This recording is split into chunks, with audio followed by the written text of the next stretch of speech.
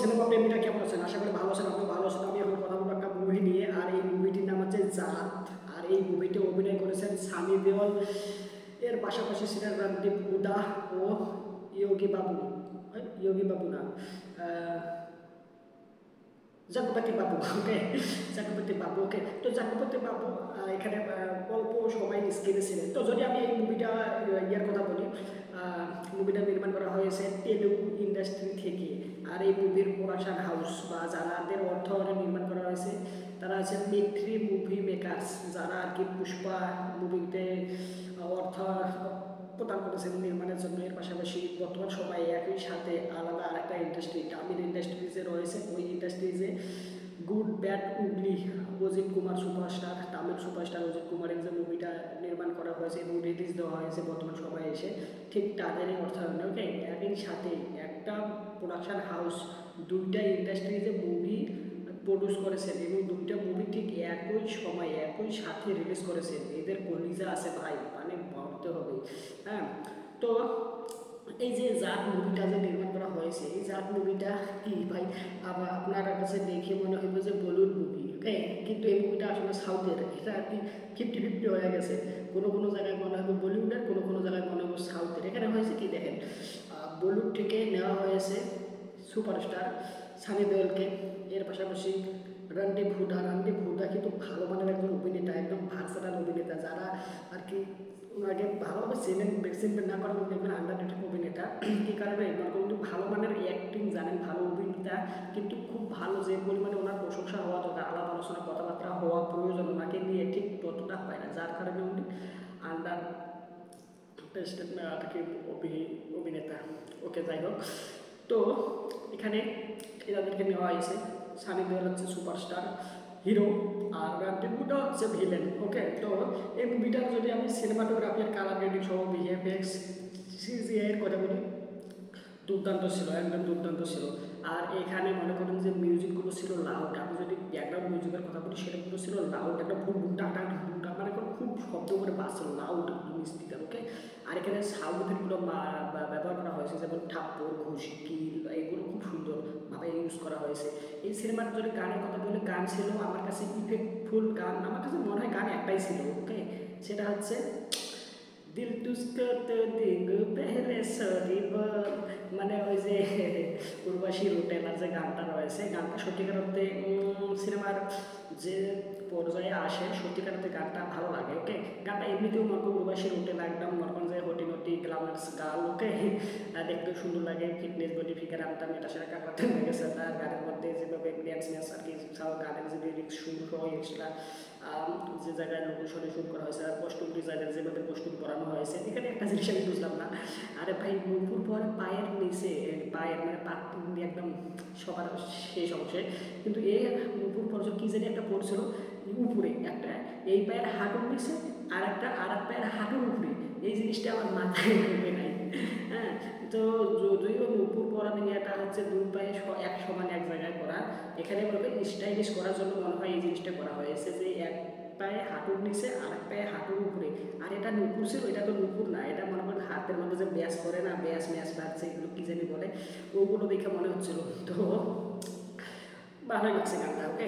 তো এখানে গান ছিল, একটা গানটা ভালো ছিল, সাউন্ড এফেক্টও ভালো ছিল, এর পাশাপাশি ব্যাকগ্রাউন্ড মিউজিক ছিল লাউড, তবে মনে রাখার মতো না। যতক্ষণ মুভিটা আপনি দেখতেছেন ততক্ষণ আপনাদের ভালো লাগবে, ওকে। গুজবাম্প ক্রিয়েট হবে, ফিল পাবেন মুভিটা দেখার সময় যে হ্যাঁ কোপা, যখন মারার সিকোয়েন্সগুলো আসবে যে হ্যাঁ মার হয়, আর যখন কান্নার সিকোয়েন্স একদম আপনারও কান্নাটা করতে মনে হবে। এইভাবেই সাউন্ড এফেক্ট আর ব্যাকগ্রাউন্ড মিউজিক ব্যবহার করা হয়েছে, ওকে। যদি এখানে আমি অভিনয়ের কথা বলি, তাহলে ভাই রণদীপ হুডা আর সানি দেওল তো এই সানি দেওলের সাথে এই জিনিসটা যায় কী কারণে, ওভার দ্য টপ যে বিষয়বস্তুগুলো রয়েছে, যেমন মনে করেন যে বিল্ডিং ভেঙে মানে লাখ থেকে একদম বিল্ডিং পুরো সরাই দেবো, এরপর মনে করেন যে থাপায় একটা থাপড় মারবো, লোকটা ঘুরতে পড়ে যাইব, মানে ওভার দ্য টপ যে বিষয়বস্তুগুলো রয়েছে, ওকে। এই জিনিসগুলো সানি দেওলের সাথে যায়, সানি দেওল একেবারে ভাই সানি দেওলের সাথে যায়, ওকে। কারণ তাকে অন্য যখন অভিনেতাগুলো আমরা দেখি কিছু একটা করতে আসে, তখন দেখে না আমাদের কাছে গ্রহণযোগ্য বলে মনে হয় না, যে ভাই এইটা করতে আসে, এটা গ্রহণযোগ্য বলে মনে হয় না। কিন্তু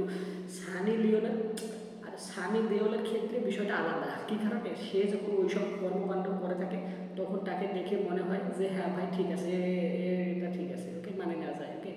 বিষয়টা এরকম আমাদের একটা ইয়ে করে মেন্টালিটি আর কি গ্রহণ করে নেয় আর কি বিষয়টা।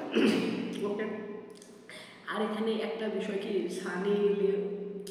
সানি দেওলের ও আর কি সিগারেট মানে ব্যক্তিগত লাইফে খায় না।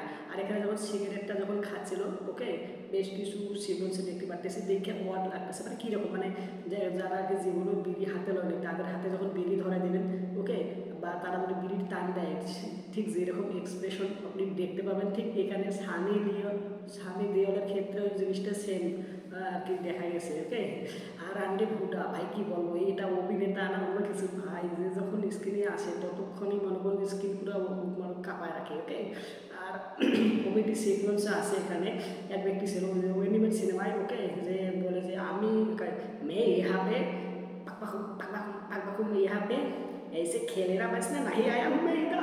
ওকে, আপনারা সিনে থাকবেন। ওকে, বর্তমান সময়ে বেশ কিছু মুভিতে রয়েছে, তো একটা যেখানে ভেতরে সানি দেওলকে মাইরা আটকা রাখা হয়, তখন করে মরে গেছে মনে হয়, তখন ও আর কি জেলের ভিতর থেকে বলতেছে না মরে নাই, ও বাঘ, ও টাইগার, ও শের, ও আর কি মানে একটু বাড়ায় বলে।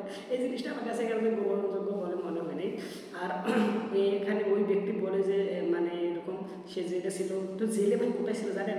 আমাদের বাংলাদেশে যে সেন্ট্রাল জেল আছে না, ঢাকা, বাংলাদেশ ঢাকা সেন্ট্রাল জেলের মধ্যে নাকি উনি ছিল। আর এটা মুভিতে সুন্দর করে জিনিসটা বলেছে। আর এই যে বলেছে যে তখন শুনানি বিক্রি সানি দেওল বাংলাদেশের সেন্ট্রাল জেলে ছিল ঢাকায়, এটা আমি আগে জানলে দেখা করতে যাইতাম না, মানে কেউ বললে আপনারা এর কথা হইল গিয়ে ঢাকায়, আমাদের বাংলাদেশের ঢাকায় সেন্ট্রাল জেলে আটক ছিলেন, বন্দী ছিলেন। আপনারা জানেন না, আমারও জানার নাই। হ্যাঁ, কথা হইল আমরা যাইতাম দেখা করতাম তার সাথে, ভালো মানে একজন অভিনেতা।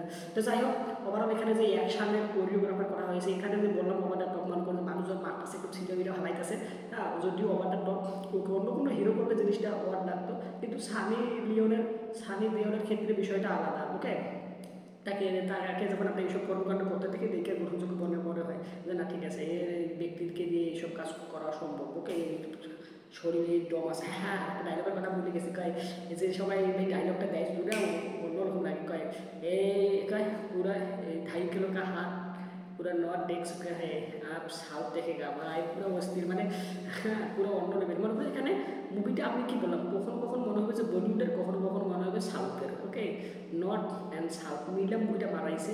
আর দেখে মনে করেন যে কী বলবো, নর্থের বলবো, বলিউডের বলবো না সাউথের বলবো, আমি কনফিউজও করে গেছি। মানে একটা অভিনেতা দুই দিক থেকেই কিন্তু প্রডিউস করেছেন, আবার তেলুগু সাউথের, এবং ডিরেকশন দিয়েছেন সাউথ থেকেই। ওভারঅল মিললে একদম মাখন হয়েছে। আর এই মুভিটা মনে করছে সর্বপ্রথম যাই ছিল এই মুভিটার যে অভিনেতা রয়েছে আর সানি দেওল, তাকে প্রথমে এখানে অ্যাপ্রোচ করা হয়নি, অ্যাপ্রোচ করা হয়েছিল রাবি তেজা, তেলুগু সুপারস্টার, আর এক সুপারস্টার রাবি তেজা যে রয়েছে, ওনাকে এটাকে কাজ করার জন্য অ্যাপ্রোচ করা হয়েছিল, কিন্তু উনি না করে দিয়েছেন, রিজেক্ট করেছেন। যার প্রেক্ষাপটে এটা গেছে সানি দেওলের কাছে। সানি দেওল মনে করেন যেটা করছে, আর এটা একদম বর্তমান সময়ে এসে একদম সুপার ডুপার হিট হবে বলে মনে হচ্ছে, অনেক ভালোভাবে নির্মাণ করেছে তারা। ওকে, আর মুভিটা কোথাও কোথাও গিয়ে আপনাদের মনে করেন যে কার কাছে ভালো লাগতে পারে, না লাগতে পারে, এখানে মনে করেন যে এরকম বিষয়বস্তু রয়েছে। যদি আমাকে এটাকে রেটিং করতে বলেন তাহলে 2.5 আউট অফ 5 স্টার।